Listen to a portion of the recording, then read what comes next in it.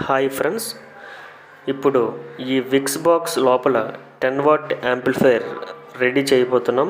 చూడండి ఫ్రెండ్స్, దీనికోసం ముందుగా మనం ఈ విక్స్ బాక్స్కి ఈ విధంగా సోల్డరింగ్ ఐరన్తో హోల్స్ చేసుకోవాల్సి ఉంటుంది. ఈ విధంగా సోల్డరింగ్ ఐరన్తో 3 హోల్స్ చేసుకోవాలి. 3 హోల్స్ చేసుకున్న తర్వాత ఈ విధంగా చాక్తో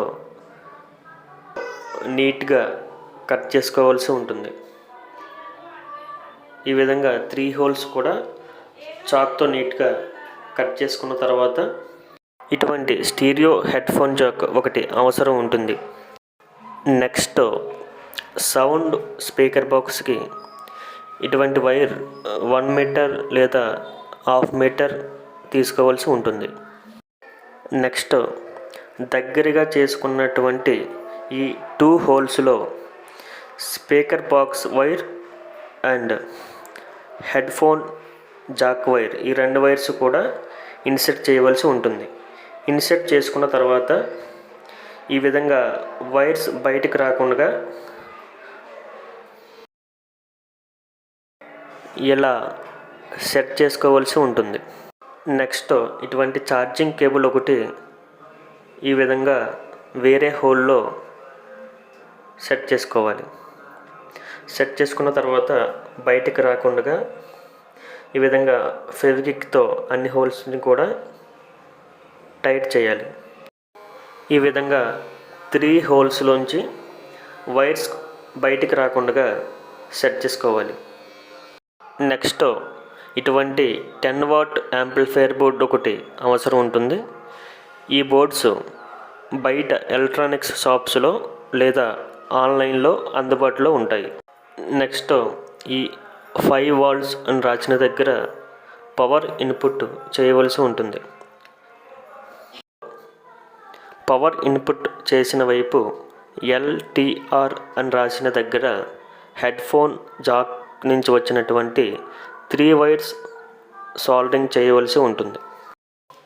నెక్స్ట్ LOUT-R అని రాసిన చోట స్పీకర్ వైర్స్ సోల్డరింగ్ చేయవలసి ఉంటుంది. ఇది 2 బాక్సెస్ పెట్టుకునేటట్లయితే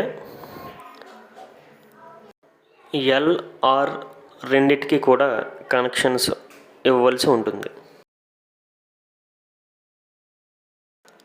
ఛార్జింగ్ కేబుల్ నుంచి వచ్చినటువంటి 2 వైర్స్ని ప్లస్ మైనస్ చూసుకుని ఈ విధంగా 5 వోల్ట్స్ అని రాసిన దగ్గర సోల్డరింగ్ చేయవలసి ఉంటుంది.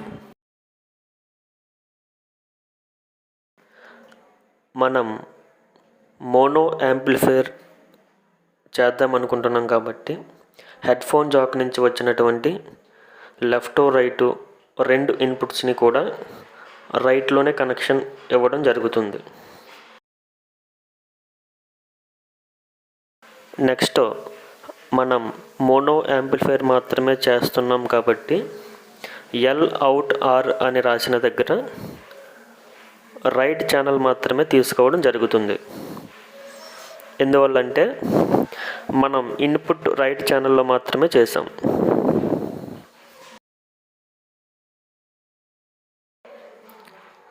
ఈ విధంగా అన్ని కనెక్షన్స్ కూడా ఇచ్చుకోవలసి ఉంటుంది. నెక్స్ట్ ఏదైనా రబ్బర్ గమ్ముతో ఈ విధంగా యాంప్లిఫైయర్ బోర్డుని బేస్కి అంటించుకోవలసి ఉంటుంది.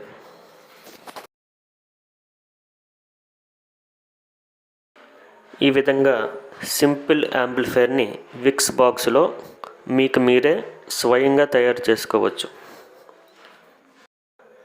ఫైనల్లీ ఈ విధంగా 3 కనెక్షన్స్ రావడం జరుగుతుంది. పవర్ కోసం ఇలా ఒక ఛార్జర్ అడాప్టర్ తీసుకుని దానికి ఇన్సర్ట్ చేయవలసి ఉంటుంది. అదేవిధంగా స్పీకర్ బాక్స్ కనెక్షన్స్ కూడా ఒక స్పీకర్ బాక్స్ తీసుకుని దానికి ఇన్సర్ట్ చేయవలసి ఉంటుంది.